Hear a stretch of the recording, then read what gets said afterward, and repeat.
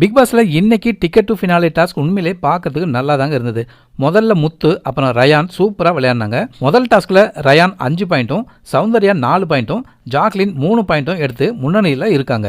அதுக்கப்புறம் அதே game level 2ன்னு விளையாட ஆரம்பிச்சாங்க. பிக் பாஸ் டீம் எதிர்பார்த்த ஆட்கள் பாயிண்ட் எடுக்கலன்றதாலேயோ என்னவோ மறுபடியும் அதே கேமை 2வது லெவலா நடக்குது. அதுல கடைசியில் நிற்கிற 3 பேருக்கு மட்டும்தான் பாயிண்ட்னு சொல்றாங்க. ஆனா 2வது லெவல் பொம்மை டாஸ்க் மாதிரி மாறிடுச்சுங்க.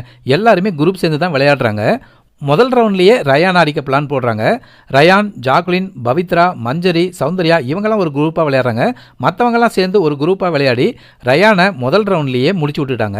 ரயான் ஃபோட்டோவை முத்துக்குமரன் எடுத்து எரிச்சு விட்டுட்டாரு. அதே மாதிரி பெண்கள் எல்லாருமே அவுட் ஆனதுக்கப்புறம் ராணவ், அருண் இவங்கெல்லாம் சேர்ந்து முத்துக்குமரனை வெளியேற்றிட்டாங்க. அருணும் பாயிண்ட் இல்லாமல் வெளியேறிட்டாரு.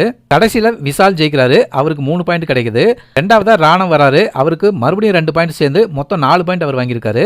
அடுத்தது தீபக்கு 1 பாயிண்ட் கிடைச்சிருக்கு. மொத்தம் இன்னைக்கு டாஸ்க் முடிவில் அந்த லீடர் போர்டில் முத்துக்குமரனை தவிர மற்ற எல்லாருக்குமே பாயிண்ட் இருக்குதுங்க. முத்துக்குமரன் மட்டும் 0 பாயிண்ட்ல இருக்காரு. இப்போதைக்கு ரயான் 5 பாயிண்ட்டும் சௌந்தர்யா 4 பாயிண்ட்டும் ராணவ் 4 பாயிண்ட்டும் எடுத்து முதல் 3 இடத்துல இருக்காங்க. அடுத்ததா ஜாக்லினும் விஷாலும் ஆளுக்கு 3 பாயிண்ட் எடுத்து அடுத்த இடத்துல இருக்காங்க.